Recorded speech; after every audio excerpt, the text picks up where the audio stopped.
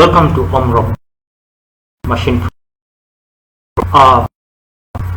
Following our last video, Introduction to Machine Programming Language, I did point out a few things not in deep detail. This time around, Machine Programming Language is a binary alphabet of a computer. Only two, that is 0 and 1. Nothing else. From this 0 and 1 we get the rest of the alphabet, the human alphabet and whichever other alphabet that can be understandable by machine language. Binary is a 0 and 1 to base 2. That is known as bits of a computer. From these two figures, the computer is able to read different other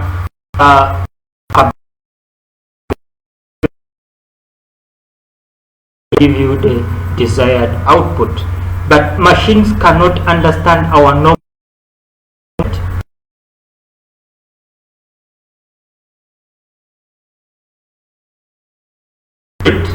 This information into base 2, then or understand to instruct it or tell it or inform it. So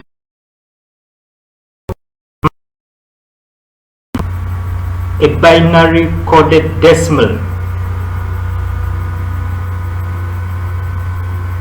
of 0 and 1. We have from 8 bits, 4 bits, 8 bits, 16 bits till higher up of bits.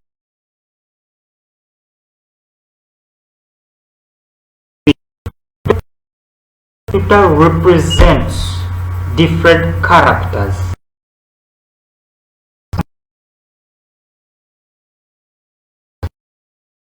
in base 2.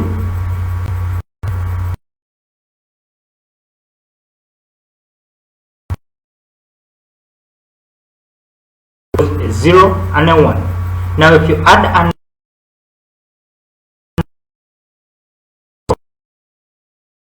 0 1 0 0 will give you a 4, and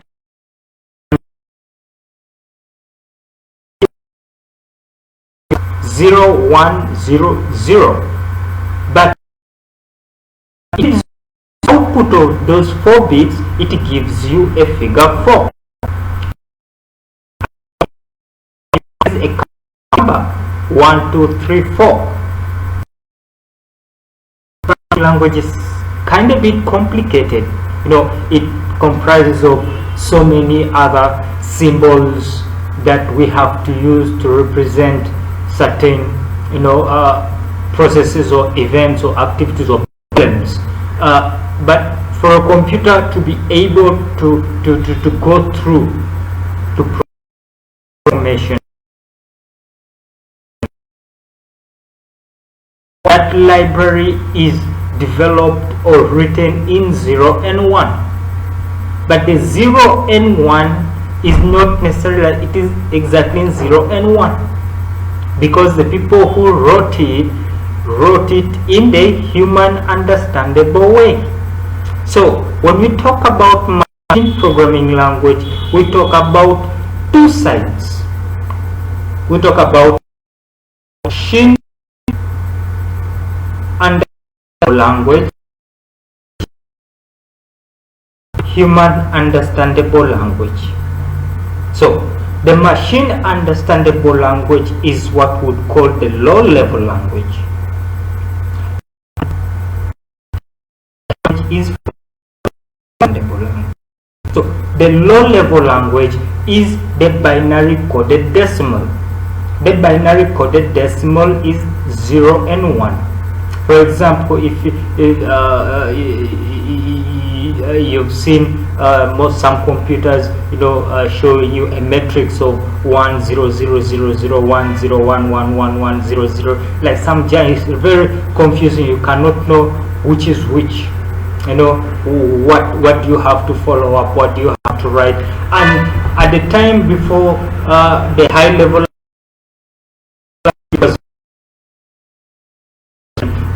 through written code. Why? Because we had to write a series, you know, we have to write a big essay of zeros and ones just to instruct a machine to do a very small job, which became very difficult. So what the developers did, they decided to translate that 0 and 1 into the human understandable language. For instance, we have the alphabet from A to Z. Now, from A to Z, each alphabet letter is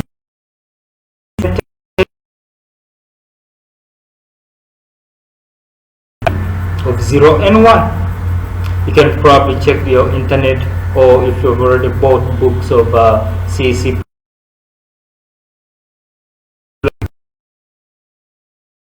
on the binary alphabet representation. Well, from A to Z is represented in binary, whereby, for instance, A can be 01000001, which takes 8 bits, because every